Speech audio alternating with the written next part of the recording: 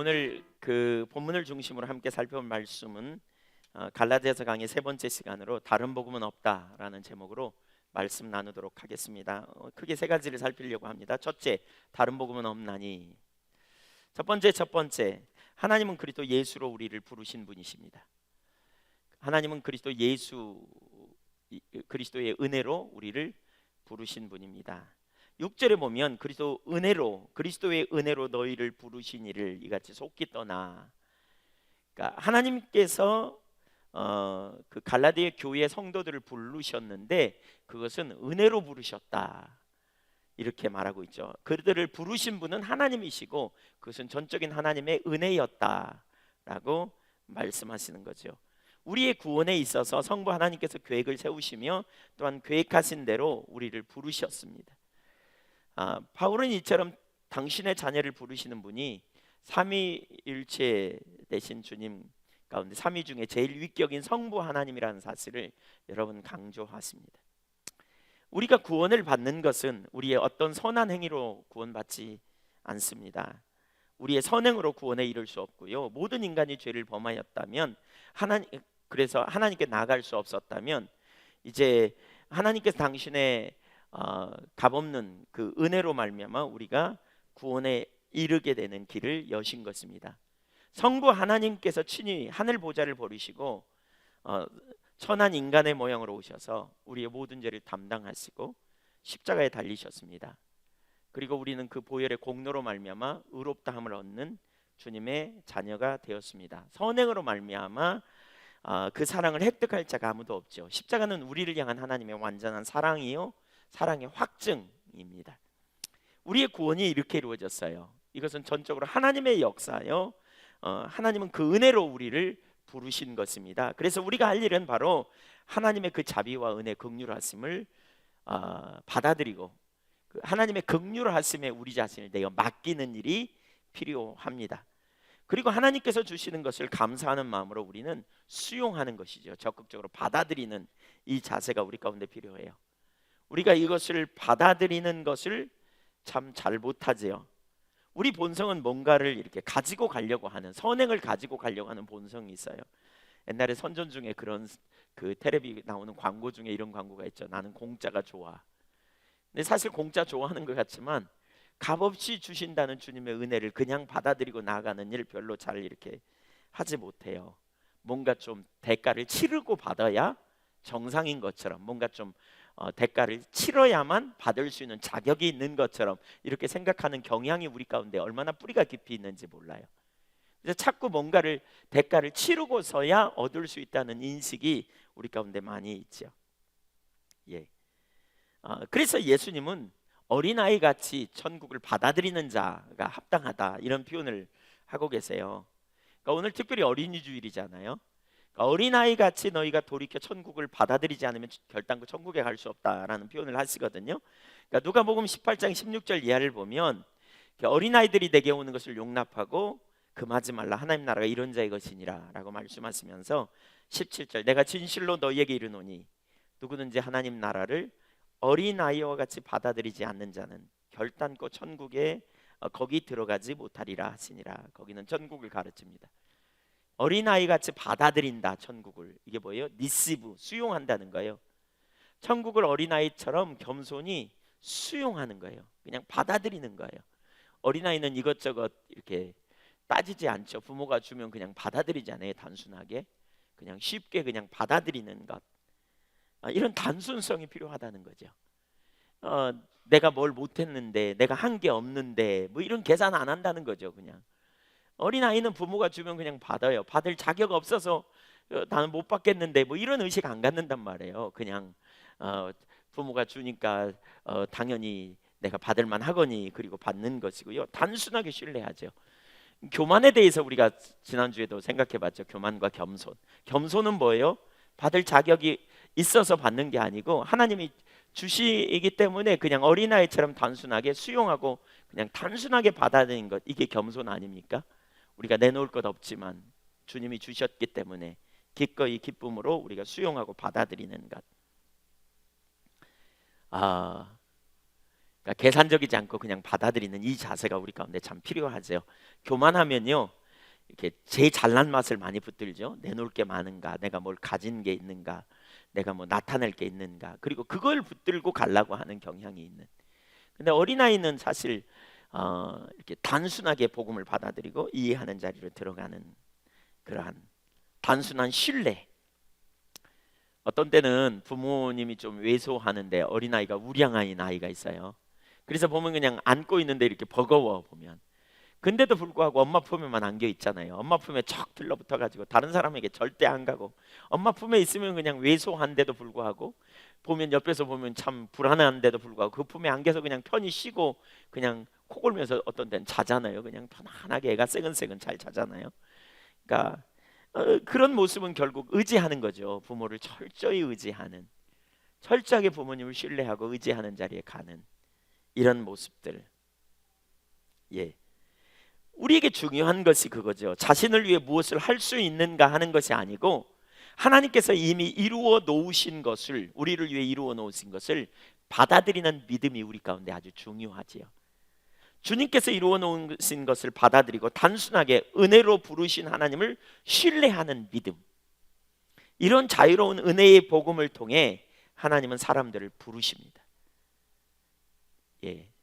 그러니까 복음은 결국 단순하게 받아들이는 것이죠. 신뢰하는 것. 나를 은혜로 부르신 그분을 신뢰하는 것이죠. 그분이 나를 부르셨고, 그분이 시작하셨고, 그분이 이끌어 가시고, 그분이 인도하실 것을 신뢰하는 자리에 서는 것. 이게 단순한 믿음입니다. 이 부르심의 목적이 뭔가? 성도를 그럼 하나님이 왜 부르셨는가? 간단히 몇 가지를 이렇게 좀 생각해 보면, 하나님의 성도를 부르시는 것은 분명하고도 완전한 계획이었고요, 분명한 목적과 의도를 갖습니다. 그러니까 성부 하나님의 성도를 부르시는 목적 몇 가지를 보면, 첫째, 그의 아들 예수 그리스도와 더불어 교제하기 위해 부르십니다. 그러니까 고린도전서 1장 9절을 한번 읽어볼까요? 시작. 같이. 예. 다시요. 같이 시작. 너희를 불러 그의 아들 예수 그리스도 우리 주와 더불어 교제하게 하시는 하나님은 미쁘시도다. 너희를 불러 그의 아들 예수 그리스도와 우리 주와 더불어 교제하게 하시는 하나님. 그러니까 그분은 미쁘시다, 신실하신 하나님이시다. 근데 우리를 불러서 예수님과 교제하게 하신다. 형식적 신앙이 아니고 친밀한 관계로 우리를 이끌어 가신다는 거예요. 그러니까 우리 신앙은 형식적인 신앙이 아니에요. 습관적인 신앙이 아니에요. 그냥 교회에 와 있다가 집에 갔다가 이렇게 왔다 갔다 하는 신앙이 아니라 친밀한 사랑의 관계성이에요. 요한일서 1장 9절에도 보면, 1장 3절에도 보면 그렇게 말하고 있어요. 우리가 보고 들은 바를 너희에게도 전함은 너희로 우리와 사귐이 있게 하리 함이니, 우리의 사귐은 아버지와 그의 아들 예수 그리스도와 더불어 누림이라 그랬어요. 예수 그리스도와 더불어 사귐이다. 여러분, 우리의 신앙은요, 그러니까 우리의 신앙에서 중요한 게 이원론으로 나누면 안 돼요. 삶 따로 신앙 따로 이렇게 나누면 안 돼요. 우리의 삶과 우리의 예배와 우리의 신앙은 같이 가는 거예요. 예, 어제 우리 한 지체와 이렇게 이야기를 나누는 가운데 우리 형제님이 아내에 대해서 이렇게 저한테 얘기해요. 목사님, 저는 제 아내가요, 할 일을 하고 예수 믿으면 좋겠어요. 교회도 가고 말씀도 듣고 그러면 좋겠어요. 그래서 제가 아내를 사랑하지 하고 그랬더니 사랑한다고. 그래서 제가 아내 그렇게 말했어요. 우리 아내 자매님에게는 삶 따로 신앙 따로가 아니라고. 삶이고 신앙이고 신앙이고 삶이라고. 그 때로는 어떤 때는 어떤 일을 하려고 할 때 낙심되고 잘 안 되는 경우도 있다고. 근데 말씀을 듣고 은혜를 받고 경험하니까, 내가 이 일을 해야 되는구나. 그래서 그 일을 하게 되는 경우가 있다고. 제가 그렇게 나눴습니다. 사실 우리가 어떤 일을 하다가 하고 싶지 않은 때가 있잖아요. 낙심되고 다 내려놓고. 그럴 때 우리는 어떻게 해요? 그 일을 하고 하나님을 찾는 게 아니고요, 주님 찾는 가운데 우리의 마음에 소망이 생기고, 말씀을 읽는 가운데 소망이 생기고, 그렇죠? 말씀을 듣는 가운데 깨달음이 오고, 하나님을 향한 열정이 우리 가운데 부어지고, 뭔가 우리 안에 굉장한 열망이 부어지면서 우리 가운데 새 소망이 생기잖아요. 그렇게 되면서 우리는 어떻게 해요? 또 일어나 힘을 내어서 우선순위를 정하고. 근데 삶 따로 신앙 따로가 이렇게 나누어지는 줄 알죠. 어떤 사람들은 교회 가는 건 교회 가고, 그 다음에 이제 딱 접고 주일날 지났으니까 월요일날부터는 다른 삶을 사는, 이게 우리의 신앙이 아니죠. 예, 삶과 사역 삶과 우리의 신앙과 우리의 예배는 함께 가요. 따로가 안 돼요. 그러니까 아모스서 같은 데 보면 삶과 신앙이 따로 분리되면 그게 심각한 문제가 생겨요. 그러니까 굉장한 헌신을 해요. 이 신앙이 참 좋아 보이잖아요. 그런데 성경은 뭐라 그러냐면 그들이 하나님을 떠났다고 말하고 있어요. 그러니까 엄청난 헌신이 있는데, 근데 그럴 때 꼭 나타나는 특징이 뭐냐면 도덕적으로 타락한 삶의 징조들이 나타납니다. 가난한 자를 착취하고 진짜 나누는 삶이 안 되고, 또 성적인 타락의 일들이 일어나고, 도덕적으로 뭔가 이렇게 질서 아래 들어가 있지 않고 문제를 야기시키고, 이런 일들이 나타나기 때문에 우리 삶 따로 신앙 따로가 아니에요. 그래서 우리는 하나님과의 온전한 관계성, 사실 우리 예수 믿고 구원받은 하나님의 백성이, 우리의 신앙이 하나님과 우리와의 친밀한 교제 가운데 거하는 삶이요, 동행하는 삶이요, 실제적인 삶인 것을 우리는 놓치지 않아야 된다는 거죠. 주님과 항상 함께하는, 동행하는 실제적인 영역의 삶인 것을 우리가 기억할 필요가 있는 것이지요. 그래서 인격적인 친밀한 사랑의 교제를 위해 부르셨다라고 말하고 있죠. 여러분, 우리를 부르신 부르심은요, 그냥 예배당에 와서 예수 믿고 구원받고 주일날만 예배드리는 삶이 아니라 우리의 모든 삶 가운데 주님과의 친밀한 교제 가운데 누리도록 인도하시는 거예요. 우리가 그리스도 안에 있다는 말이 그 말이에요. 그래서 가정에서도, 여러분이 직장에서도, 또 일터에서도, 또 운전을 하면서도, 또 혼자 은밀한 곳에 있을 때도 여러분 주님과 친밀한 교제 가운데 삶으로 올바른 신앙 안에서 올바른 삶이 나오고 올바른 예배가 나오는 이 삶을 주님은 의도하신 거라고요. 삶 따로 신앙 따로가 아니라고요. 그렇죠? 십자가의 대속의 놀라운 은혜로 이렇게 구원받은 것은 인격적인 친밀한 사랑의 교제를 위해 부르셨다라고 말하고 있어요. 제가 시간이 없더라고요, 보니까. 그래서 두 번째, 세 번째, 네 번째, 다섯 번째는 그냥 이렇게 쭉 읽고 지나가겠습니다. 두 번째, 성도들로 하여금 부정한 가운데 있지 아니하고 거룩한 삶을 살도록 부르셨습니다. 데살로니가전서 4장 7절 8절, 하나님의 우리를 부르심은 부정하게 하심이 아니요 거룩하게 하심이니, 부르심의 목적은 거룩합니다 그랬죠. 그러므로 저버리는 자는 사람을 저버리는 것이 아니요 너희에게 그의 성령을 주신 하나님을 저버림이라. 그의 성령을 주신이라는 말은 헬라어 시제상 현재형입니다. 그래서 주시는으로 봐야 됩니다. 그러니까 성령을 주신다는 거죠. 계속 주고 계시다. 충만케 하시려고 주신다. 왜? 거룩히 하려고, 거룩한 삶을 살려고. 그래서 성령님을 우리로 계속 충만케 하나님께서 주셔서 우리가 거룩한 삶을 살도록 인도하신다. 그래서 부르심의 삶은 거룩한 삶이 목적이에요. 세 번째, 평화를 위해 부르셨어요. 골로새서 3장 15절, 그리스도의 평강이 너희 마음을 주장하게 하라. 너희는 평강을 위하여 한 몸으로 부르심을 받았으니 너희는 또한 감사하는 자가 되라. 평강을 위해 부르심을 받았다. 화평의 도구가 되는, 평화의 사도가 되는 이러한. 그 다음에 네 번째로, 하나님의 나라와 그의 영광을 위해 부르셨다. 데살로니가전서 2장 12절, 이는 너희를 부르사 자기 나라와 영광에 이르게 하시는 하나님께 합당히 행하게 하려 함이라. 하나님의 나라와 그의 영광을 위해 우리가 행하도록. 다섯 번째, 진리를 믿음으로 구원 얻게 하기 위하여 부르셨습니다. 데살로니가 후서 2장 13절에 보면, 주께서 사랑하시는 형제들아, 우리가 항상 너희에 관하여 마땅히 하나님께 감사할 것은 하나님이 처음부터 너희를 택하사 성령의 거룩하게 하심과 진리를 믿음으로 구원을 받게 하심이니. 여기 뭐라고요? 성령의 거룩하게 하심과 진리를 믿음으로 구원을 받게 하십니다. 진리를 믿음으로 구원을 받게 하신다라고 표현하고 있죠. 성부 하나님은 그의 백성들을 부르셔서 구원을 얻게 하셨고요. 그러나 갈라디아 교회에는 부르신 하나님부터 떠나는 자들이 많이 있었다는 거죠. 갈라디아 교회는 거짓된 유대주의자들이 하나님을 빙자하여 율법의 교훈으로 가르침으로, 교훈들을 가르침으로 성도들을 미혹하게 했다라고 말하고 있어요. 우리는 은혜로 구원받은 자, 우리를 은혜로 부르신 분이 누구다? 하나님이시다. 사실 저는 이걸 생각하면 참 신나더라고요. 왜냐하면 우리 속에 착한 일을 시작하시니까 내가 아니고요, 주님이세요. 그래서 주님이 내신 처방을 우리는 단순히 믿음으로 받아들이는 거예요. 아멘. 또 그분이 우리 가운데 시작하셨으니까 그분이 저와 여러분을 바꾸시고 변화시키고 새롭게 하실 것을 신뢰하는 믿음의 자리로 우리가 나아가는 거죠. 주님이 우리를 우리보다 더 잘 아시고요, 주님께서 저와 여러분을 새롭게 하시고 변하실 능력이 있으신 주님이심을 우리는 기억해야 돼요. 아멘. 두 번째, 첫 번째, 두 번째, 다른 복음을 전한 이들, 6절과 7절을 같이 한번 읽겠습니다. 오늘 보면 6절 7절 시작. 그리스도의 은혜로 너희를 부르신 이를 이같이 속기 떠나 다른 복음을 따르는 것을 내가 이상하게 여기노라. 다른 복음은 없나니 다만 어떤 사람들이 너희를 교란하여 그리스도의 복음을 변하게 하려 함이라. 여기 뭐라 그러세요? 다른 복음은 없다. 어떤 사람이 너희를 혼돈케 하려고 한다. 그런데 너희가 어찌 속히 떠났느냐? 은혜로 너희를 부르신 하나님을 어떻게 그렇게 속히 떠났느냐? 그래서 다른 복음을 따른 걸 내가 이상하게 여긴다.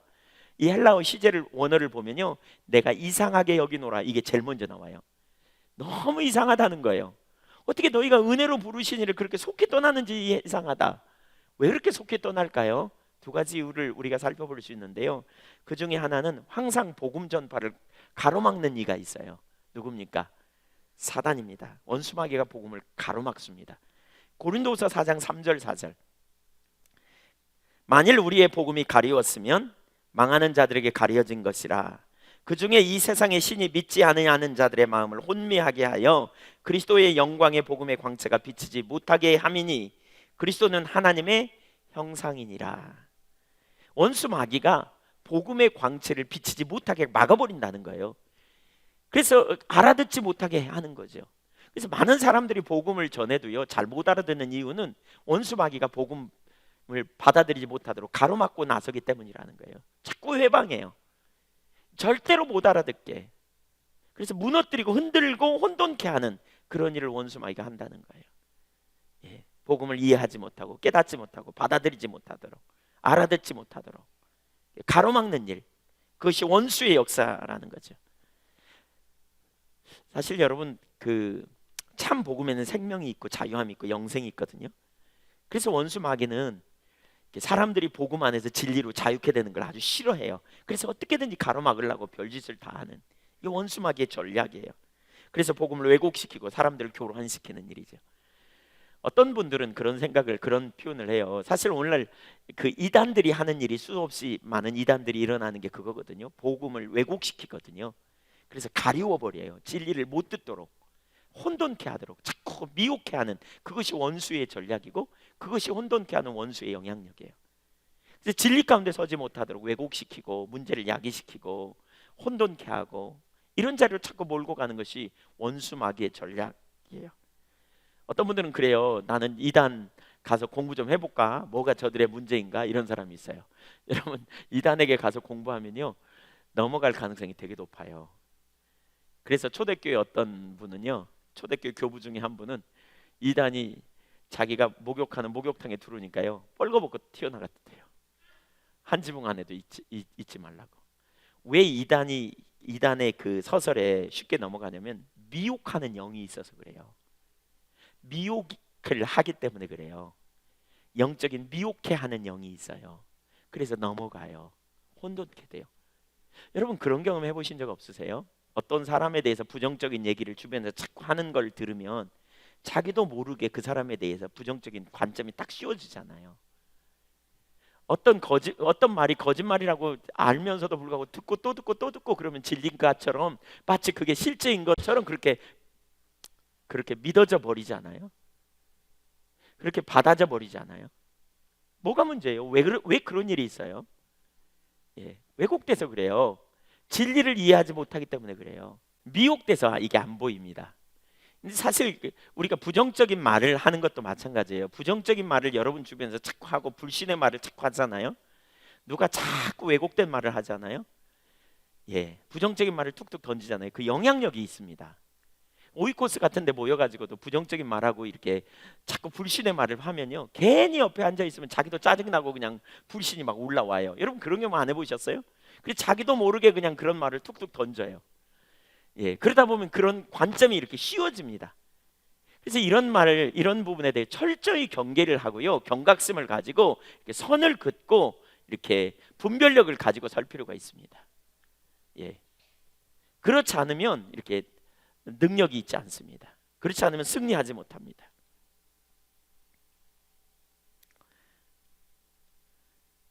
원수 마귀는 교란하고요, 속이게 합니다. 그래서 사실 그 당시에 갈라디아 사람들이 1차 전도여행을 통해 복음을 전하고 돌아왔는데 즉각 따라 붙으면서 거짓 교사들이 가서 복음을 전했다는 거예요. 여기 다른 복음이라는 완전히 다른 복음을 말하거든요. 그래서 즉각적으로 속인 것 같아요. 그래서 사도는 속히 떠난 것을 이상하게 여기노라 라고 말합니다. 왜 그렇게 속히 떠났을까? 우리의 본성이 아담 안에 있는 우리의 본성이 자기를 과신하는 경향이 있어요. 그러니까 무슨 얘기냐면 복음을 받아들이는 풍토가 아니에요. 뭐냐, 자기 제일 잘난 맛을 가지고 산다, 우리 이런 표현 하잖아요. 뭔가 자기가 잘하는 모습, 이걸 우리가 바라보면서 기뻐하고요, 이걸 내놓고 싶어하고 또 자기 잘난 모습, 자기 괜찮은 모습을 가지고 이렇게 하나님 앞에 가려고 하는 경향이 있어요. 그래서 아까도 나눴지만 공짜를 별로 좋아하지 않는다니까요. 거저 넣을 수 있다는 것을 잘 믿지 못해요. 뭔가 우리가 가지고 나가야 될 것처럼 이렇게 나누는 거죠. 제가 전에 있던 죽전교회에 있을 때 그 마을에 복음 전하러 많이 나가거든요. 전도를 참 많이 했어요. 거기서 이제 여러 가지로 좀 어쨌든 그 동네 한 마을이고 또 좀 제가 여유도 더 있고 그래서 복음 전하는 일을 많이 했습니다. 대부분의 사람들이 열의 아홉은 이렇게 말해요. 그러니까 복음 전하면서 인간이 죄인이라는 사실은 다 믿어요. 다 알아요. 근데 이렇게 말해요. 그러면 그 죄인된 우리를 구원하기 위해서 하나님께서 값없이 우리를 위해 오셨고 그 예수를 믿으면 우리가 대가 없이 은혜로 구원받습니다. 이렇게 말하면 그분들 중에 열의 아홉은 이렇게 말해요. 무슨 예수 믿어서 구원받아요. 예수 믿어서 구원받을 것 같으면 내가 100번도 더 믿겠어. 착한 일을 해야지, 선한 일을 해야지. 아니, 믿어서 구원받는다 그러면 좀 믿고 나오면 좋은데 그렇게 믿을 것 같으면 내가 100번도 더 믿겠어 그러면서 절대로 안 받아들여요. 이미 사람들 속에는 뭐가 깔려 있느냐, 선한 일을 행함을 통해서 구원받을 수 있다는 거예요. 선행을 통해서만 구원에 이를 수 있다고 표현하고 있어요. 착한 일을 통해서만. 그래서 인간의 본성은 하나님을 의지하기보다는 자기 행위를 의지하려는 경향성이 우리 가운데 있어요. 뿌리 안에 그게 밑바탕에 깔려 있어요. 그래서 오히려 행위를 통해 구원받을 수 있다고 가르치는 것이 훨씬 설득력이 있어 보여요. 제가 여기저기 다니면서 복음을 나누면 많은 사람들이 여전히 율법주의에 빠진 주된 이유가 그거 같아요. 우리의 본성이, 아담 안에 있는 우리의 본성이 자기를 과신하고요, 자기의 자원을 가지고 나가려고 해요. 그래서 좀 내놓을 만한 게 있으면 우월의식에 빠지고, 내놓을 게 없으면 죄책감에 빠지고, 실패감에 빠지고, 내놓을 게 있으면 할렐루야 그랬다, 내놓을 게 없으면 그냥 죄책감에 빠지는 거죠. 내놓을 게 있으면 영적인 우월의식에 빠져 다른 사람 판단하고 정죄한 자로 가버리는. 사실 우리가 그런 우월의식에 빠지기 때문에 진정한 삶이 나눠지지 않거든요. 여러분, 우리가 복음을 이해하지 못하기 때문에 우월의식과 자부심에 빠져요. 근데 복음은 뭐예요? 모든 인간이 죄인이라는 사실을 가르치거든요. 하나님의 관점으로 보면 우리 모두가 몽땅 죄인이라는 사실이에요. 개인적으로 제가 주님 앞에서 참 많이 고민했던 게 죄의 문제예요. 청년 시절에 인격적인 주님을 만나고 그 주님 안에서 정말 자유함과 안식이 제 안에 없었던 것 같아요. 그런데 인격적인 주님을, 예수 그리스도를 믿고 만난 이후에 제 삶에 이렇게 아무리 열심히 살아도 말씀대로 못 사는 모습 때문에 낙심되고 좌절되는 경험이 되게 많았어요. 심지어 그러고 나서 신학교 가가지고 열심히 하면 뭐가 되리라 이렇게 생각하는데 전도사가 돼가지고도 삶이 안 변하는, 그것 때문에 너무너무 낙심되고 고민된. 근데 어느 날 보니까 그러더라니까요. 저만 죄 짓는 게 아니고 다른 사람도 비슷한 죄들을 많이 짓더라는 거예요. 적어도 어떤 사람하고 얘기를 해보니까 제가 짓는 똑같은 죄는 아니지만 다른 방면에서는 저와 비교할 수 없을 만큼 죄를 짓고 있더라고요. 그래서 제가 알았어요. 야, 나만 죄 짓는 게 아니라 다 짓는구나. 여러분 그런 동병상련 이런 거 있잖아요. 왜 여러분 학교 다닐 때 시험 공부하려고 시험 공부해야 되는데 안 하고 그때 놀면서도 마음이 되게 눌리잖아요. 막 놀면. 근데 어느 날 봤더니 나만 노는 게 아니라 다른 친구들도 다 놀고 있어. 그거 알면 마음이 편안하잖아요. 그런 거 비슷한 것처럼 우리가 나만 죄 짓는 게 아니라 남들도 다 죄 짓는구나, 비슷하다는 사실을 할 때 우리가 참 위로가 되고 어떤 데는 소망이 있죠. 사실 우리가 다른 사람을 판단하고 평가하지 않고 삶을 나눌 수 있는 이유가 뭐냐면 서로 비슷하기 때문에 그래요. 엊그제 제가 어떤 목사님하고 얘기를 나누는데 다른 분들하고 이렇게 교제하면서 깊이 있게 삶을 나눠보고 싶은데 잘 안 나눠지더라, 이런 표현을 하더라고요. 그래서 저는 어린아이 같이 우리가 계급장 띄고 만나야 된다. 나이, 경력, 뭐 직분 이런 거 다 띄고 삶을 나누고 하나님 앞에서 우리가 겸손하게 서야 근본적으로 우리가 어떤 자요, 우리가 주님의 은혜 없이는 살 수 없는 자임 깨달을 수 있게 된다라고 이렇게 나눴어요. 근데 우리가 그 자리에 있지 않으면 사실 교만하죠. 그러니까 여러분, 우리 마찬가지예요. 소그룹 안에서도 우리 나눔이 있잖아요. 나눔이 서로의 삶을 나눌 때 우리가 비슷하다는 사실을 인식해야 이게 가능해요. 예, 아멘. 옆에 사람 한번 보세요. 비슷한지, 비슷하나요? 비슷해요? 예. 그러니까 제가 말씀드리는 비슷함은 우리가 내가 짓는 죄 저분도 짓고요, 저 사람도 짓고요, 다른 사람도 짓고요, 서로 비슷비슷하게 우리가 죄 가운데 넘어지고 실패하는 자리에 자주 가는 인생이라는 사실을 깨달을 필요가 있다는 거죠. 예. 그래서 우리 예수 그리스도의 복음이 우리 가운데 필요하고요, 은혜 없이는 안 되는 인생. 근데 우리는 여전히 뭘 붙드냐? 자기의 선한 행위, 자기의 의로움, 이거 붙들고 나가려는. 그래서 거짓 교사들이 전하는 다른 복음에 속히 넘어가 버리는 이유가 거기 있죠. 우리의 본성은 뭔가를 가지고 가려는 경향이 있다니까요. 공짜를 별로 안 좋아해요. 노력을 가지고. 그래서 뭔가 내놓을만 하면 우월의식과 자부심에 빠지는. 예. 갈라디아 교회가 바로 그러한 상황에 있었다는 거예요. 인간이 하나님을 기쁘시게 하려면 무엇보다도 할례를 받아야 된다고 가르치는 거짓 교사들의 가르침에 그들이 쏙 넘어가 버린 거예요. 또한 율법의 모든 관습과 규례를 준행하기 위해 힘써야 할 것을 가르쳤어요. 그러니까 쏙 넘어가요. 갈라디아서 5장 1절부터 4절 한번 같이 읽어볼까요? 시작. 그리스도께서 우리를 자유롭게 하려고 자유를 주셨으니 그러므로 굳건하게 서서 다시는 종의 멍에를 매지 말라. 보라, 나 바울은 너희에게 말하노니 너희가 만일 할례를 받으면 그리스도께서 너희에게 아무 유익이 없으리라. 내가 할례를 받는 각 사람에게 다시 증언하노니 그는 율법 전체를 행할 의무를 가진 자라. 율법 안에서 의롭다함을 얻으려 하는 너희는 그리스도께서 끊어지고 은혜에서 떨어진 자로다. 여기 뭐라 그랬어요? 너희를 자유케 했다. 자유를 주셨다. 그러니까 다시는 종의 멍에를 매지 말라. 그런데 어찌하여 너희가 할례를 받으려고 하느냐? 할례를 받음으로 의롭게 되려고 하면 그리스도가 너희와 상관없다. 율법의 행위로 다시 돌아가 버린 거죠. 그런 사람은 율법 전체를 지킬 의무, 그리스도께서 끊어지고 율법의 은혜에서 떨어진 자라, 이렇게 표현하고 있어요. 실상 다른 복음은 없어요. 다만 왜곡된 것들만 있을 뿐이다. 그것의 목적이 뭐냐? 교회를 혼돈시키려는 시도이다. 그래서 복음에 떠나게 하려는 시도다라고 표현하죠. 거짓 신앙이 무서운 게 여기 있더라고요. 그러니까 우리의 본성과 연결돼 있어요. 그래서 율법주의, 기복신앙, 인본주의로 이렇게 이끌어가는 거죠. 얼마나 집요하게 우리를 파고드는지. 그래서 우리가 잘못된, 그러니까 거짓 복음, 거짓 신앙에 빠져 있는지조차도 잘 모르게 되더라고요. 잘 몰라요. 거기에 넘어져요. 그래서 우리 가운데 정말 단순함이 필요하고요, 주님의 은혜를 구하며 우리가 믿음으로 반응하는 게 정말 중요해요. 세 번째, 다른 복음에는 저주가 있습니다. 다른 복음은 없다 그랬는데 여기 바울 사도가 다른 복음엔 저주가 있다, 있을 뿐이다. 8절 9절 같이 한번 읽겠습니다. 시작. 그러나 우리나 혹 하늘로부터 온 천사라도 우리가 너희에게 전한 복음 외에 다른 복음을 전하면 저주를 받을지어다. 우리가 전에 말하였거니와 내가 지금 다시 말하노니 만일 누구든지 너희가 받은 것 외에 다른 복음을 전하면 저주를 받을지어다. 누구든지, 하늘로부터 온 천사라도 우리가 전한 복음 외에 다른 복음을 전하면, 그러니까 참 복음 외에 다른 복음을 전하면 저주를 받을 것이다. 사도가 이렇게 강력하게 선포합니다. 왜 저주를 받을까? 왜 이렇게 강력하게 말할까? 복음은 우리를 구원하시기 위한 하나님의 계획입니다. 스스로 구원받을 자가 아무도 없기에 하나님께서 저와 여러분을 구원하기 위해 내신 유일한 처방이 예수 그리스도의 십자가입니다. 우리가 그 공로를 의지함으로 믿음으로 의롭게 되는 자리로 갔습니다. 그렇죠? 그래서 복음은 좋은 소식입니다.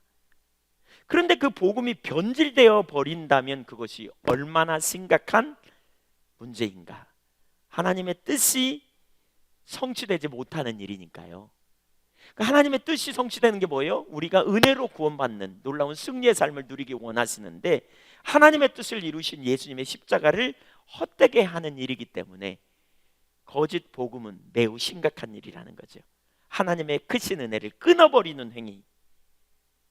그래서 갈라디아 3장 10절을 보면 이렇게 말하고 있어요. 같이 한번 읽어볼까요? 시작. 무릇 율법 행위에 속한 자들은 저주 아래에 있나니 기록된 바 누구든지 율법책에 기록된 대로 모든 일을 항상 하지 아니하는 자는 저주 아래에 있는 자라 하였습니다. 율법으로는요, 모든 사람이 다 저주 아래에 있다는 거예요. 행위로는 모든 사람이 다 저주 아래에 있다는 거예요. 그래서 하나님의 아들이 오셨어요. 왜? 율법으로 의롭다 함을 얻을 육체가 없으니까. 오직 믿음 안에서 살 길을 열어주신 거죠. 11절. 또 하나님 앞에서 아무도 율법으로 말미암아 의롭게 되지 못할 것이 분명하니 이는 의인은 믿음으로 살리라 하였습니다. 그러니까 유일하게 살 수 있는 길은 믿음이라는 거예요. 예수 그리스도의 보혈의 공로로. 그럼에도 불구하고 율법으로 살려는 자는, 그럼에도 불구하고 믿음으로 의롭다함을 얻는 복음을 받아들인 이후에 또다시 율법으로 돌아가려고 한 자는 결국 저주로부터 속량받은 것이 다 허사가 돼요. 여전히 저주 아래 있게 된다는 거예요. 12절과 13절을 계속해서 읽어보겠습니다. 율법은 믿음에서 난 것이 아니니 율법을 행하는 자는 그 가운데서 살리라 하였느니라. 그리스도께서 우리를 위하여 저주를 받은 바 되사 율법의 저주에서 우리를 속량하셨으니 기록된 바 나무 위에 달린 자마다 저주 아래에 있는 자라 하였습니다. 예수님이 나무에 달리셔서 우리의 모든 저주를 다 가지고 가셨다니까요. 그래서 우리는 더 이상 율법 아래 있지 않아요. 정죄 아래 있지 않아요. 저주 아래 있지 않은 자예요. 우리는 어둠에서 빛으로 옮겨진 자예요. 그런데 거짓 복음을 전해가지고 다시 그 정죄함 아래 두는 자리로 옮겨져 버렸다는 거예요. 그래서 왜 저주 아래 있는가 보이시죠? 복음 안에 있지 않으면 저주 아래 있어요. 복음을 가리워서 저주 아래 있지만 복음 아래 있지 아니하면 저주 아래 있다니까요. 그래서 다른 복음을 전하는 것은 심각한 일이라는 거죠. 저주받을 일인, 그들만 저주 아래 있는 자가 아니라 그들로 인하여 말을 듣고 참 복음을 떠난 모든 사람들까지도 다 저주 아래 놓이게 된다는 것입니다. 이것이 얼마나 심각한 문제인가 보세요. 얼마나 심각한 문제인가. 복음이 모든 저주를 깨뜨렸는데 거짓 신앙은 다시 복음을 왜곡시켜버리는, 너무너무 심각한 문제라는 거예요. 기억하세요. 다른 복음은 없어요. 참 신앙에 서지 않는다면 거짓 신앙만 있을 뿐이에요. 그리고 거기에는 저주만 있어요. 복음이 없다면 아무도 구원에 이를 수 없기 때문에 은혜 아래서 자유를 누리지 못한다면 억압만 있을 뿐이에요. 사실 복음이라는 말 자체가 뭐예요? 굿뉴스예요. 좋은 소식. 그런데 자유함이 없는데 무슨 굿뉴스예요? 그렇죠? 그게 두 번째, 사도가 전한 복음. 그럼 사도가 전한 복음이 뭐냐? 이 부분을 살펴봐야 이제 거짓 복음이 뭔지, 다른 복음이 뭔지 알아요. 물론 사도가 참 복음은 우리가 앞으로 갈라디아서를 살펴보면서 계속 살펴보게 될 거고요. 근데 사도가 전한 복음이 뭐냐? 8절 중반절을 보겠습니다. 우리가 너희에게 전한 복음 외에 다른 복음을 전하면 저주를 받을지어다. 사도가 전한 복음이 뭐예요? 우리가 너희에게 전한 복음, 이런 표현이 있어요. 그러면 사도가 전한 복음이 뭔가? 이 부분을 올바로 이해하는 게 아주 중요하죠. 고린도전서 1장 17절 18절을 먼저 보겠습니다. 같이 읽겠습니다. 그리스도께서 나를 보내심은 세례를 베풀게 하려 하심이 아니요 오직 복음을 전하게 하려 하심이로되 말의 지혜로 하지 아니하면 그리스도의 십자가가 헛되지 않게 하려 함이라. 여기 오직 복음을 전하게 하려고 보내셨다. 근데 말의 지혜로 하지 않는다. 왜? 십자가의 능력이 쏟아질까 봐. 28절 십자가의 도가 멸망하는 자들에게는 미련한 것이요 구원을 받는 우리에게는 하나님의 능력이라. 바울 사도가 전한 복음이 뭐라고요? 십자가의 도, 십자가의 복음이라는 거예요. 그리고 그 십자가의 복음이 곧 능력이다, 이렇게 말하고 있어요. 그래서 그 능력을 이기 상실되지 않기 위해 말과 지혜의 아름다운 것으로 안 했다. 22절부터 24절까지 연속으로 같이 읽어보겠습니다. 22절부터 24절. 유대인은 표적을 구하고 헬라인은 지혜를 찾으나 우리는 십자가에 못 박힌 그리스도를 전하니 유대인에게는 거리끼는 것이요 이방인에게는 미련한 것이로되 오직 부르심을 받은 자들에게는 유대인이나 헬라인이나 그리스도는 하나님의 능력이요 하나님의 지혜니라. 자, 여기 23절에 뭐라 했냐? 우리는 십자가에 못 박힌 누구를 전하니? 그리스도를. 아까는 십자가에 복음을 전한다 그랬어요. 십자가의 복음이 결국 누구라고요? 그리스도라고요. 그리스도. 여기 아주 중요합니다. 복음이 무엇인지를 구체적으로 설명합니다. 십자가의 복음이 뭐냐? 십자가에 못 박힌 그리스도입니다. 그러니까 바꿔 얘기하면 복음은 인격체 대신 그리스도 그분 자신입니다. 복음은 십자가에 관한 몇 가지 사실을 믿는 게 복음이 아니에요. 몇 가지 사실이 아니에요. 그 이상이에요. 십자가에 달리신 예수님, 그분이 복음이에요. 복음은 우리를 위해 십자가에 지신 그리스도 자신, 인격체이신 예수 그리스도가 곧 복음이에요. 인격체이신 하나님의 아들 그리스도께서 이 땅에 오신 방식과 십자가에 달리신 그 구속의 방식이 유대인들이 가지고 있는 기대와 또 이방인들이 생각하는 것과 너무나 달랐기 때문에 거리끼는 것이 되었고 미련해 보였지요. 그래서 복음을 이해할 수 없어요. 그러나 부르심을 입은 자들에게는 그리스도는 하나님의 능력이 하나님의 지혜다 이렇게 표현하고 있어요. 그러니까 복음이 뭐라고요? 바울 사도는 십자가의 복음을 전했다 그랬는데 나아가서 그게 뭐라고요? 십자가에 달리신 예수 그리스도라고요. 인격체 대신 그분이라고요. 아주 중요한 의미가 있습니다. 그러니까 인격체 대신 그분을 우리가 아는 삶이 돼야 돼요. 복음을 안다는 말은 인격체 대신 그리스도를 아는 거예요. 그러니까 예수님을 아는 거예요. 예수님이 이 땅에 오심과 예수님이 이 땅에서 이루신 사역과 그리고 예수님의 십자가 사건과 그리고 부활하심과 그분이 이루어 놓으신 놀라운 역사들 그리고 그러니까 부활을 승천하신 것, 우리는 그분을 믿는다고 말할 때 인격체적인 그분을 신뢰하는 거예요. 그래서 우리는 그분과 연합되어 함께 장사되었고 함께 구원에 이르는 거죠. 그래서 함께 살리심을 받고 함께 하늘 보좌의 우편에 앉게 된 그것이 우리의 신분이라고요. 여러분 상투적으로 이렇게 습관처럼 끄덕거리지 말고 잘 생각해 보셔야 돼요. 이 부분은 그러니까 잘 생각해 보셔야 돼요. 그리스도에 관한 몇 가지, 십자가에 관한 몇 가지를 아는 게 아니고 인격체 대신 그리스도 자신을 아는 거예요. 그래서 부르심을 입은 자들에게 하나님의 능력이 돼요. 하나님의 능력이에요. 하나님의 지혜예요. 그래서 고린도전서 1장 30절에 보면 이렇게 말합니다.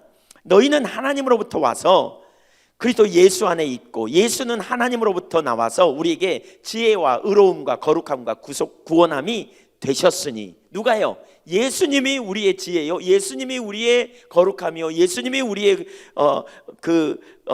의로움이요, 예수님이 우리의 구원함이 되신다는 거예요. 예수님 자신이 우리의 곧 지혜요, 거룩함이요, 의로움이요, 구속함이에요. 어떤 이론적 사건이 아니라 어떤 사건이나 이론이 아니라 인격체이신 살아계신 그분이 곧 우리의 지혜와 거룩함과 의로움과 구속함이 되신다니까요. 그분 자신이 복음이에요.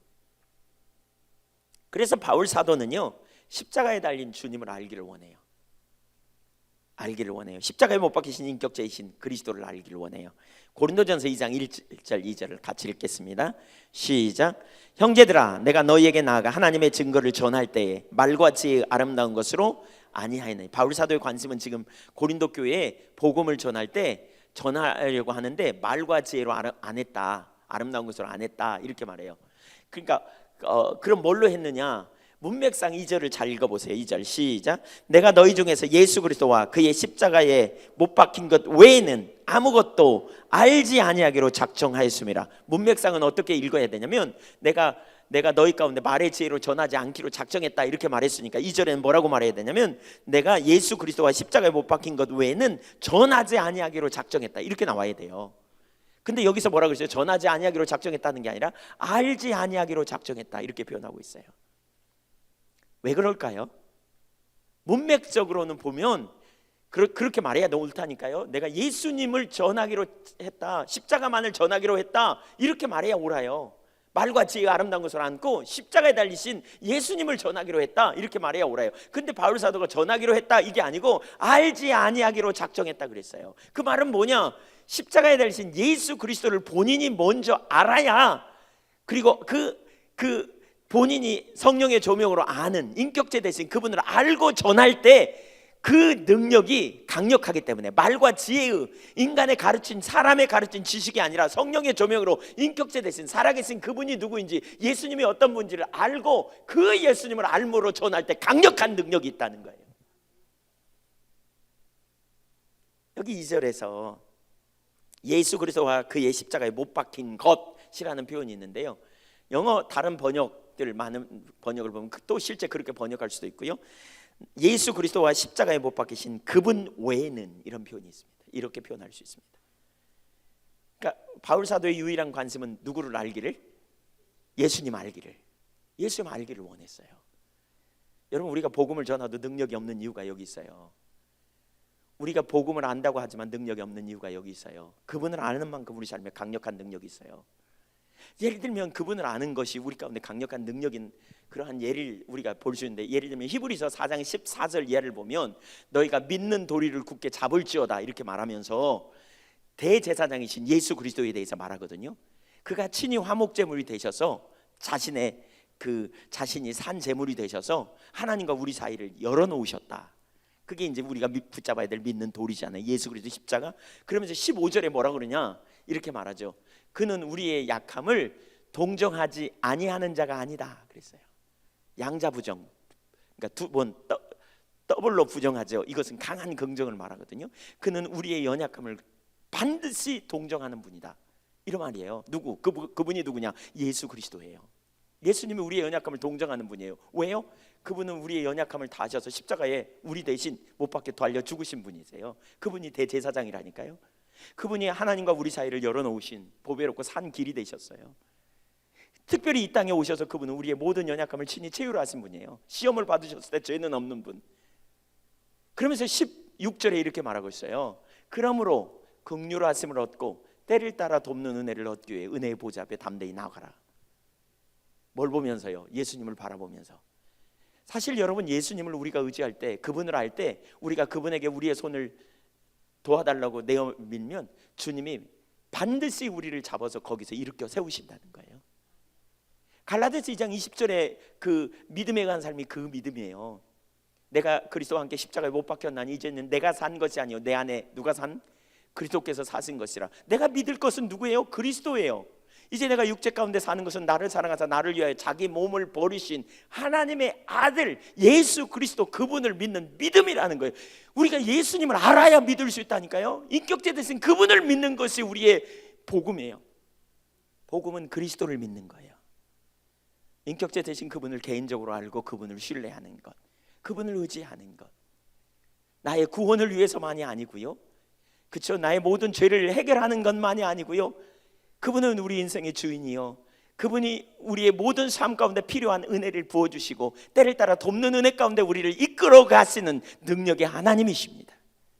그래서 우리 그리스도인이 살아가는 거에 뭐냐? 그분을 알고 그분을 신뢰하는 거예요. 예수님이 나의 선한 목자가 되셔서 우리를 가장 선하고 완전한 길로 이끌으실 뿐만이 아니라 그분은 능력이 있는 좋으신 하나님이시라니까요. 아멘. 그 그리스도를 여러분이 알고 믿음으로 의지하는 삶, 이게 십자가의 능력이에요. 그분을 더 알 수 있기를 축복합니다. 그분을 알기를 구해야 된다는 거예요. 우리 신앙은 바로 그분과의 관계라니까요. 아까 그랬잖아요. 인격제 대신 사귐이라고. 주님을 알지 못하는데 어떻게 사귐이 되어지겠어요? 그 교제를 이루게 하려고 하나님이 고린도전서 1장 9절에 우리를 부르셨다고요. 은혜로 부르심은 그리스도 안에서 그리스도와 함께 교제하게 하는, 주님의 인도를 받고 주님의 뜻을 쫓아가고 주님의 도우심을 따라 놀라운 승리를 누리게 하려고 하는 것이 하나님의 의도요, 하나님의 목적이라니까요. 우리가 주님을 아는 만큼 승리할 수 있어요. 주님을 아는 만큼 우리 삶에 담대함이 있어요. 십자가에 관련된 몇 가지를 이해하는 게 아니라니까요.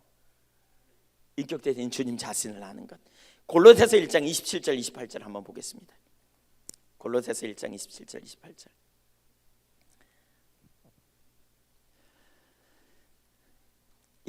하나님이 그들로 하여금 이 비밀의 영광이 이방인 가운데 얼마나 풍성한지를 알게 하려 하심이라. 이 비밀은 너희 안에 계신 그리스도니 곧 영광의 소망이니라. 바울은 복음의 비밀을 전했는데요, 이 비밀이 누구냐? 예수 그리스도라는 거예요. 예수 그리스도. 그리고 그분이 영광의 소망이라고. 그리스도가 영광의 소망이라니까요. 그러니까 우리가, 여러분, 복음을 믿는 건 뭐냐? 그리스도를 믿는 거예요. 예수님을 믿는 거예요. 그분이 우리의 영광의 소망이에요. 십자가의 복음은 바로 예수 그리스도, 인격제 되신 주님 자신이에요. 28절 같이 읽어보죠. 시작. 우리가 그를 전파하여, 누구를 전파하여? 예수님을 전파하여 각 사람을 권하고 모든 지혜로 각 사람을 가르침은 각 사람을 그리스도 안에서 완전한 자로 세우려 함이니. 여러분, 그를 전하는 목적이 있어요. 왜? 인격체이신 예수님을 전하면 그 예수님을 알 때 완전한 자로 세워지게 된다는 거예요. 한번 따라서 해보실래요? 내가 능력이 아니라 예수님이 능력이시다. 그분을 알고 그 능력을 신뢰할 때 강력한 능력의 삶이 된다는 거예요. 왜 오늘날 예수 믿어도 능력이 없냐? 그분을 몰라서 그래요. 십자가 복음, 그러면 우리는 그분에 관한 몇 가지 사실을 지적으로 알고 그냥 땡 끝 이렇게 생각해서 그래요. 근데 그렇지 않아요. 인격체적인 주님을 아는 것이고 주님과의 교제예요. 이게 십자가의 능력이에요. 그래서 매 순간마다 그분의 은혜를 의지하고, 그렇죠? 때를 따라 돕는 능력을 의지하고 그 능력을 힘입어서 죄를 이기고 세상을 이기고 우리가 놀라운 승리를 누리는 거죠. 죄의 유혹에서 이기게 하시는 능력이 그분에게 있는 것이죠. 친절을 베풀 능력이 있고, 온유하고, 그렇죠? 우리가 용서할 수 있는 능력이 거기 있고, 우리가 다른 사람을 포용하는 능력이 거기 있고, 그 능력이 주님으로부터 오는 거죠. 그리스도 안에 있어요. 그리스도 안에. 2장 6절도 보겠습니다. 2장 6절 7절. 그러므로 너희가 그리스도 예수를 주로 받았으니 그 안에서 행하되 그 안에 뿌리가 박히며 세움을 입어 교훈을 받은 대로 믿음에 굳게 서서 감사함을 넘치게 하라. 너희가 그리스도 예수를 주로 받았으니 그 안에서 행하라 그랬어요. 그리스도 예수를 주 안에서. 그래서 예수 그리스도 안에 그 믿음으로 구원에 이르렀는데, 인격체이신 그분 안에서 이미 구원을 얻었고 그분과 사귐을 얻었음을 굳건히 하라는 그런 의미입니다. 우리 신앙은 예수님을 알고요, 예수님과 친밀한 사귐의 교제예요. 친밀한 교제 가운데 살아가는 거예요. 그래서 그것을 굳건하게 여기라는 거예요. 이미 그리스도를 주로 받았다.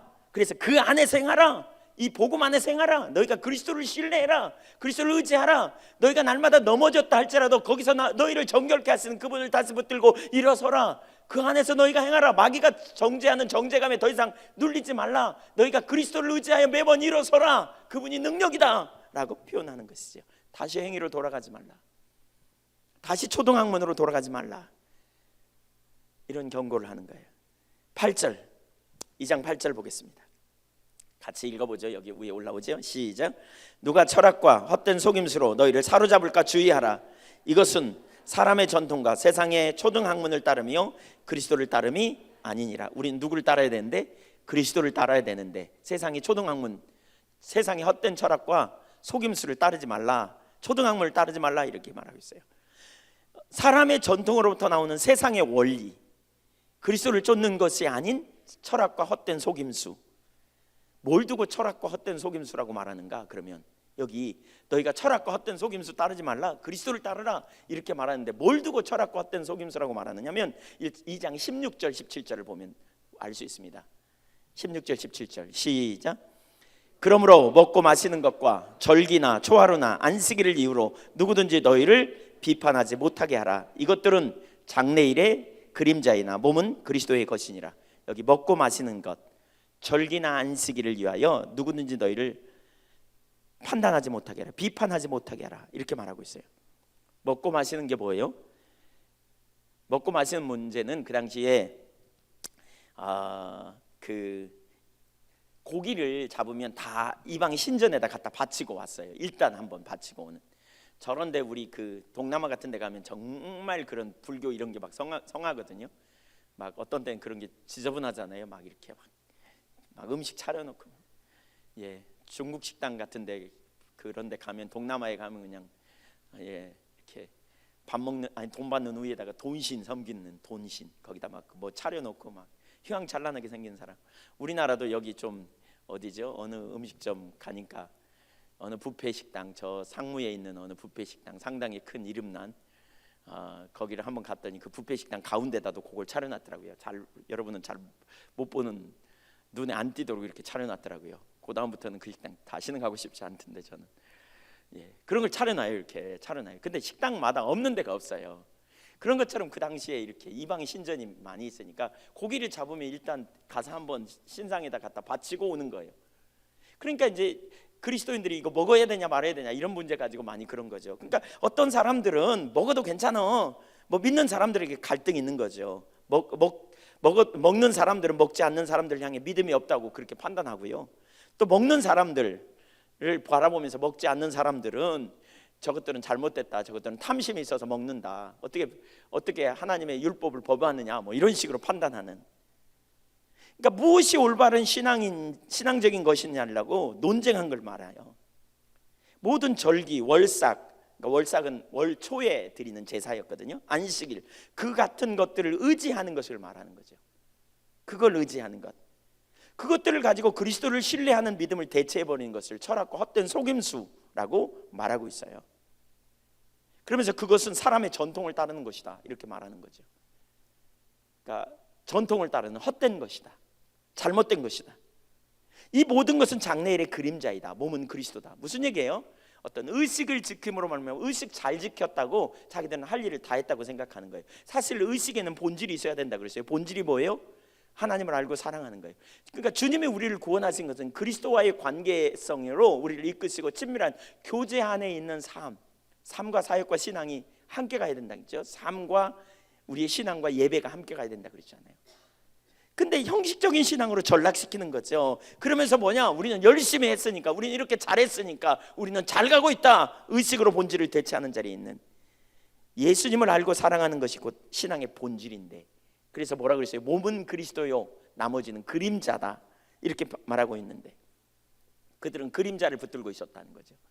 헛된 속임수는 인간의 유전을 따르는 것, 거긴 생명이 없어요. 인격적인 친밀한 관계를 의식으로 대체해버린 것, 의식을 가지고 신앙의 본질로 삼으려는 것, 이것이 헛된 철학이라는 거죠. 헛된 속임수, 잘못된 것. 십자가에 달리신 예수님을 알고 예수님을 의지하는 만큼 그 능력이 우리 가운데 나타나는데,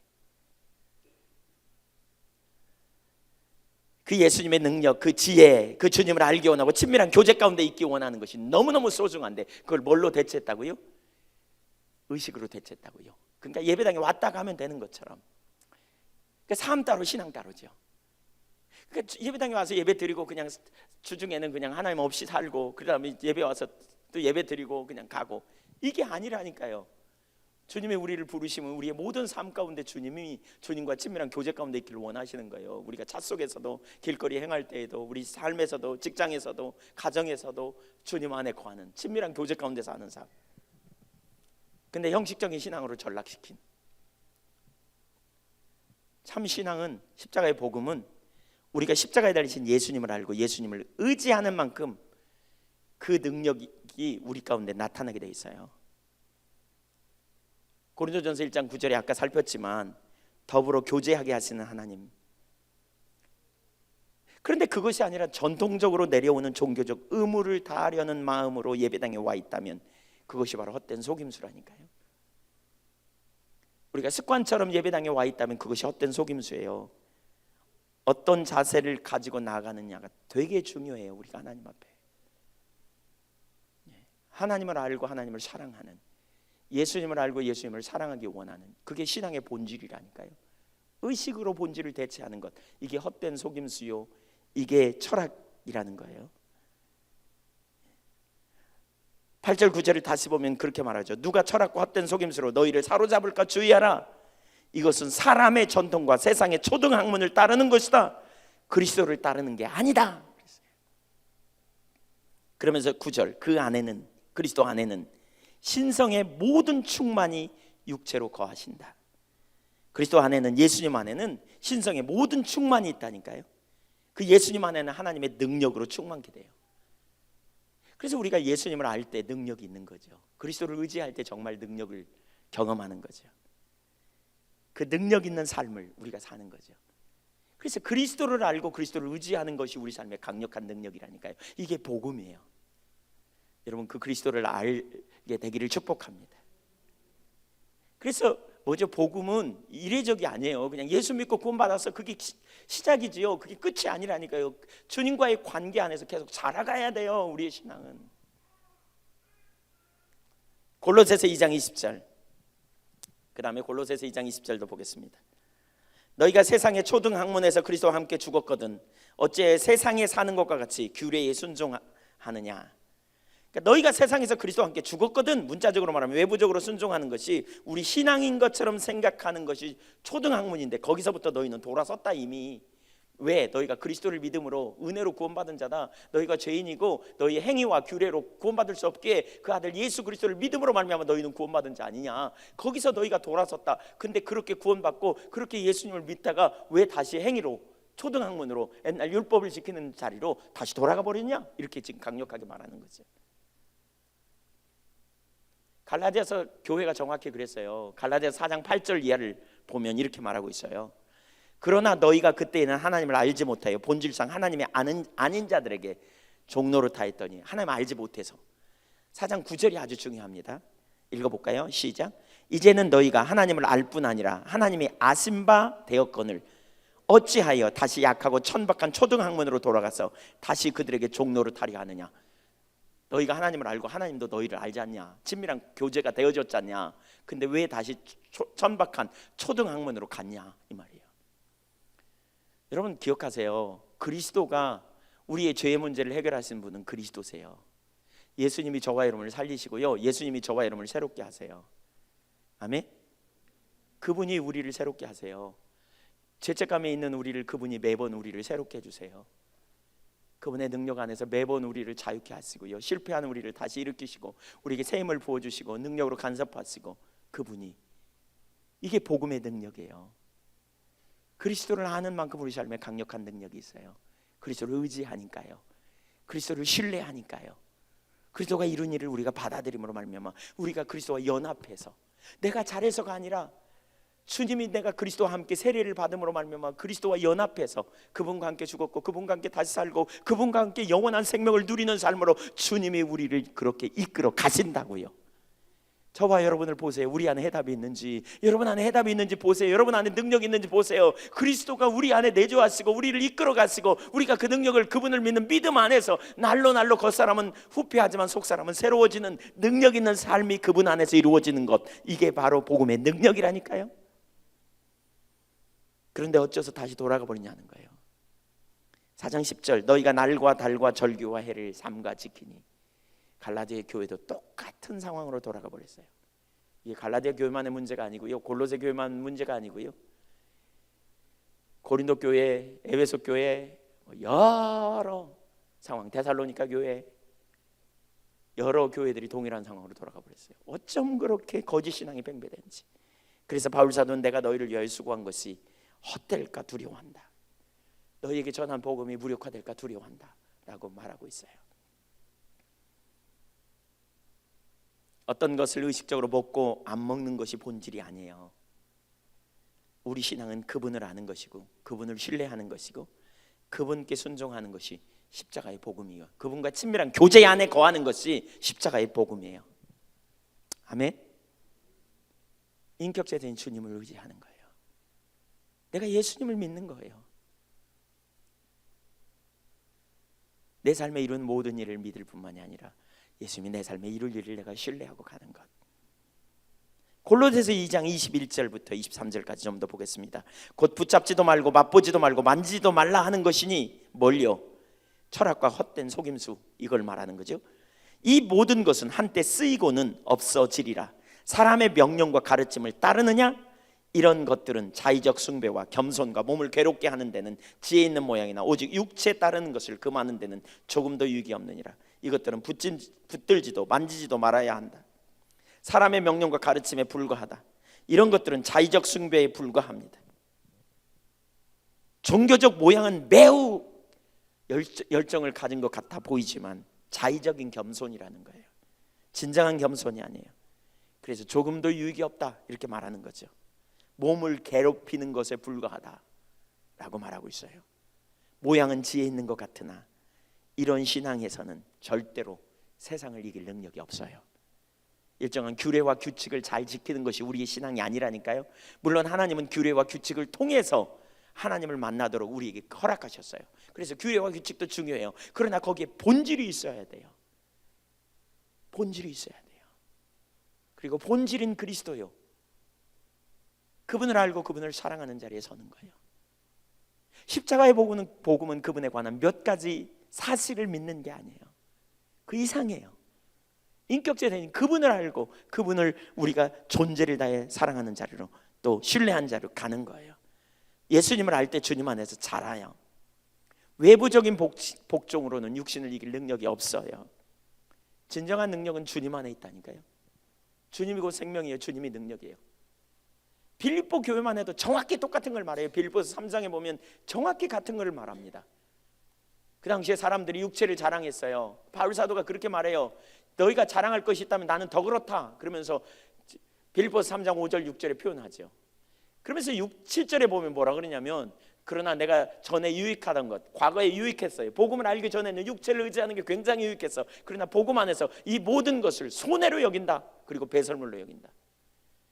나에게 손해를 주는 것이기 때문에 지금 나는 그것을 배설물로 여긴다. 왜? 내가 의롭게 된 것은 그리스도로 의롭게 된 것이기 때문에 나는 그리스도를 알고 그 안에서 발견되기 원합니다 라고 표현하고 있어요. 행위의 과다로 발견되는 게 아니고, 그렇죠? 선행을 많이 한 것으로 발견되는 게 아니고 그리스도 안에서 발견돼요. 당연히 여러분, 당연히 여기서 이런 의문을 가질 수 있어요. 뭐 그런 의문 가질 분 거의 없겠지만, 그동안 많이 들어서 아시겠지만, 당연히 하나님을 사랑하고 하나님을 아는 사람은 주님의 뜻대로 주님을 기쁘시게 하는 행위가 나타나게 되어 있어요. 당연히 따라오게 되어 있어요. 그건. 그리고 근데 그것이 자신의 계급장이 되지 않아요. 왜냐하면 주님의 은혜로 된 것이고, 그렇죠? 주님이 함께 하신 결과이기 때문에 그렇죠. 육체를 의지하면 육체에 대한 자부심을 가져요. 그러나 바울 사도는 그것을 손해로 여기고 배설물로 여긴다, 똥오줌으로 여긴다. 나는 그것을 다 버렸다, 이렇게 표현하고 있어요. 왜? 예수님이 우리의 모든 것이고 그분을 아는 것이 핵심이기 때문에. 십자가에 달리신 예수님을 의지하는 신앙, 이것이 사도가 전한 복음이었어요. 그런데 거짓 교사들이 와서 할례를 가르치고 있어요. 율법을 통한 구원을 다시 가르쳐요. 그랬더니 사람들이 쏙 빨려가 버린 거예요. 그러니까 바울 사도가 그런 거죠. 다른 복음은 없다. 왜 왜곡된 거짓 복음을 붙잡느냐? 거기엔 저주만 있을 뿐이다. 거기에는 저주만 있을 뿐이에요. 참된 승리가 없어요. 굿뉴스가 아니에요. 그것은 어쩌면 또 다른 억압이 있어요. 그래서 우리 그 과거에 우리 김찬숙 집사님 그 간증에 이런 부분을 깨닫기 전에 신앙생활이 그렇게 어렵다고 그러시면서 수고하고 무거운 짐진 자들아 다 내게로라, 내가 짐 하나를 또 얹어주리니, 이런 느낌이었다고, 이런 느낌이셨다고. 짐 하나를 또 얹어주는 느낌. 내가 너희를 쉬게 하리니, 그게 아니고 짐 하나를 더 얹어주는, 인격적인 주님과의 관계 가운데 교제가 되지 않으니까, 뭔가 의식을 가지고 나가려고 하니까, 행위를 갖고 인정받으려는 자리에 가니까, 그러니까 억압이 가득한 거죠. 저와 여러분은 이미 그리스도 안에 있는 자예요. 하나님이 우리를 유하신다는 말은 하나님이 우리를 인정하셨다는 말이고요. 인정받으려고 노력하는 자리에 우리는 설 필요가 없어요. 우리는 이미 인정받은 자요. 다만 우리는 하나님의 영광을 위해서 살 때, 우리가 그분을 사랑함으로 그분이 기뻐하시는 일에 우리의 삶을 조정하여 나갈 때, 하나님 기뻐하시는 일에 우리의 모든 것을 들여 헌신하는 자리까지 나갈 수 있게 되겠지요. 그 헌신은 율법주의적인 헌신이 아니에요. 사랑의 헌신이에요. 우리 가운데 이러한 사랑이 넘치게 되기를 소원합니다. 참 복음 안에 승리가 있습니다. 거짓 복음에는 절대로 승리가 없습니다. 거짓 신앙에는 억압이 가득합니다. 거짓 신앙은 눌리게 돼 있어요. 참 신앙은 주님을 아는 것입니다. 그리고 그 주님이 이루어 놓으신 일이 우리의 삶에 실제로 능력 있는 삶을 보게 됩니다. 우리가 이제 갈라디아서 계속 살펴보면서요, 참 복음이 뭔지 우리가 더 많이 하나씩 보게 됩니다. 거기에 얼마나 놀라운 승리가 있는가. 마지막 세 번째, 시간이 별로 없으니까 간단히 요약하고 마치겠습니다. 그리스도의 종으로서 하나님을 기쁘시게 하기 위한 사역. 당시 거짓 교사들이 바울을 공격했던 것 같아요. 뭐라고요? 사람들의 환심을 사려고 율법의 요구를 포기한 것이라고 비난했어요. 율법을 지키는 게 어려우니까 사람들로부터 쉬운 복음을 제시해가지고 율법 안 지켜도 된다 이렇게 생각하게 한 것처럼 마치, 그래서 구원은 예수 그리스도를 믿으면 된다라고 하는 것처럼 무율법주의로 가르친 것처럼 이렇게 공격했어요. 그러면서 사람들이 환심을 사려고 하지 않았냐 이렇게 막 공격했어요. 그러자 바울 사도가 그러는 거죠. 10절 이하에 10절에서 분명하게 이렇게 말해요. 한번 같이 읽어볼까요? 시작. 이제 내가 사람들에게 좋게 하랴 하나님께 좋게 하랴 사람들에게 기쁨을 구하랴 내가 지금까지 사람들의 기쁨을 구하였다면 그리스도의 종이 아니니라. 여기 좋게 하랴라는 말은 페이도라는 말입니다. 헬라어. 이 말은 설득하다 이런 말입니다. 설득하다. 그러니까 이런 의미예요. 내가 이제 사람들을 설득하랴 하나님을 설득하랴. 왜? 내 뒤에 줄 세우려고 사람들을 내가 설득하겠냐? 이런 의미죠. 내가 하나님 설득해서 하나님이 세워놓은 복음을 바꾸려고 내가 설득하겠냐? 이런 의미죠. 사실 인간이 하나님 뜻을 그 복음을 바꿀 수 있어요, 없어요? 없어요. 자기가 사람들에게 인정받으려고 사람을 설득시켜서 자기 뒤에 줄 세우는 일 하지 않는다는 거죠. 내가 하나님을 설득시켜 가지고 복음을 바꾸는 일 하겠느냐? 그러면서 그 다음 구절에 이렇게 말하고 있어요. 그러니까 내가 지금까지 사람들의 기쁨을 구했다면 나는 그리스도의 종이 아니다. 나는 그리스도의 종이다. 이 말은 뭐예요? 나는 철저하게 하나님의 주권 앞에 순복하는 자다. 나는 하나님만 기쁘시게 하는 종이다. 그리스도의 종이다. 나는 그리스도께 보내심을 받은 자요 그리스도의 뜻대로 행하는 자다. 내가 사람들을 기쁘게 하려고 하지 않는다. 우리가 한 가지 기억할 것은 사람을 기쁘게 하면 주님을 기쁘시게 하는 삶이 동시에 갈 수 없어요. 사람들을 기쁘게 하려고 하는 상태로 그리스도의 종이 될 수 없음을 말해요. 만약에 바울 사도가요 사람을 기쁘게 하려고 했다면 갈라디아 교회에 이런 책망했을까요? 안 했을까요? 안 했을 거예요. 비유 맞추고 말지. 그래서 사람을 기쁘게 하려고 하는 자는 복음을 온전히 전할 수 없게 된다는 거죠. 복음에는 영광만 있는 게 아니라 고난도 있거든요. 복음을 전하는 일이 어떤 때는 상당히 어려움이 있어요. 그러니까 복음이 변질되는 이유들이 그런 부분일 수 있어요. 오카는 목사님, 그분의 이름이 자꾸 회자되는 이유는 그분이 말년에 참 귀한 메시지를 많이 전하시고 상당히 고민하셨어요. 그분은 서울의 강남에 있는 사랑의 교회 담임하셨거든요. 근데 그 교인들이 뭐 몇만 명이었으니까요. 제자 훈련으로 유명한.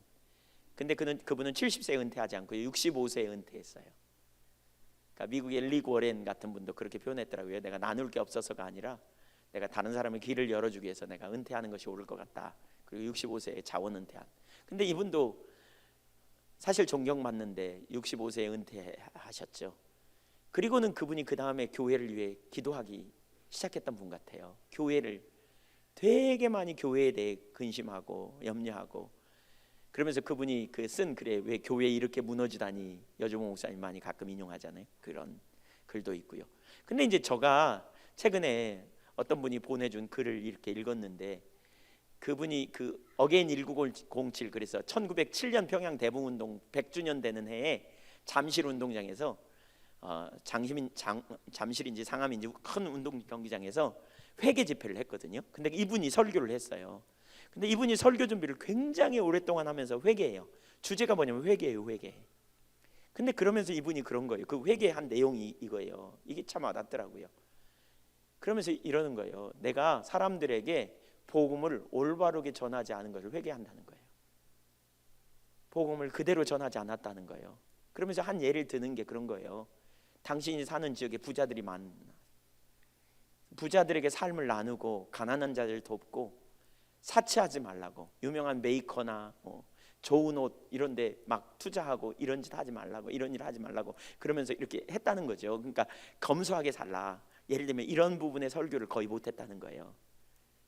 물질에 대한 부분 가지고 설교를 거의 못했다는 거예요. 예를 들면 그런 영역에. 또 어떤 정치하는 사람들이나 이런 분들이 많이 있었기 때문에 거기서 기준을 강력하게 들이대고 올바른 기준을 설교 못했다는 거예요. 왜냐하면 그렇게 설교하면 사람들이 떨어질까 봐. 그러면서 이 부분 가지고 한국교회 목회자 중에 자유로운 사람 몇 명이나 있는지 모르겠다고 그러면서 우리가 회개해야 된다고 본인 자신이 그 부분을 가지고 절실하게 회개하세요. 탐심이 전면에 들어서면요 우리는 말씀 앞에 정직하게 대면할 수도 정직하게 나눌 수도 없어요. 예레미야 시대에도 똑같았거든요. 예레미야 6장 12절 이하에 보면 평화라 평화라 거짓 평화를 사람들이 전했어요. 심판이 문 앞에 와 있는데도 불구하고 평강이 계속될 거다. 왜 그랬느냐? 그 이유가 거기 뒤에 보면 나오는데 뭐라 그러냐? 이렇게 말해요. 사람들이 선지자로부터 제사장까지 다 탐심이 가득했기 때문이다. 욕심이 가득했다. 그래서 그렇게 전해야 사람들이 모이고 그렇게 전해야 사람들이 비난하지 않으니까. 그런 시대의 예레미야가 그들의 실상을 적나라하게 지적하자 사람들이 그 예레미야를 싫어해가지고 어떻게 해요? 물 없는 그 우물에다 가두기도 하고요. 결국 나중엔 돌로 쳐 죽였대잖아요. 바른 말 한다고. 받아들일 자세가 없으니까. 우리가 복음을 전할 때 하나님을 기쁘시게 하랴 사람을 기쁘게 하랴. 내가 사람을 기쁘게 하면 그리스도의 종이 될 수 없다고 말했던 바울 사도의 이 고백을 우리는 볼 수 있죠. 참 복음을 전하는 건 절대로 쉽지 않을 수 있어요. 사람들은 훨씬 거짓 복음에 익숙해요. 사람들은 훨씬 우리의 본성이 그런다니까요. 훨씬 그런 부분에 훨씬 더 익숙해요. 율법주의적인 사고로 가르치면 교회가 훨씬 더 핑핑 돌아갈 수 있고요. 기복신앙을 가르치면 훨씬 더 많은 사람이 헌금할 수 있어요. 왜? 물질 심으면 복 받는다 그러니까. 최근에 미국의 어느 유명한 목사님이 그랬더구만요. 하나님 나라를 심으라고. 그러면서 남미에 가가지고 1인당 100불 심으라고 10만 원씩 씨앗을 수십만 명 모아놓고 설교하면서. 그리고는 자기를 위해 제트 비행기 사고 그리고 고급차를 쓰는데 사용해가지고 빚이 250만 달러가 있다고. 물질을 가지고 자기의 유익을 위해 사람들의 인기를 얻기 위해 그렇게 전할 때 그것이 능력 있는 것처럼 생각하는. 그래서 기복신앙이 너무너무 심각한 거죠.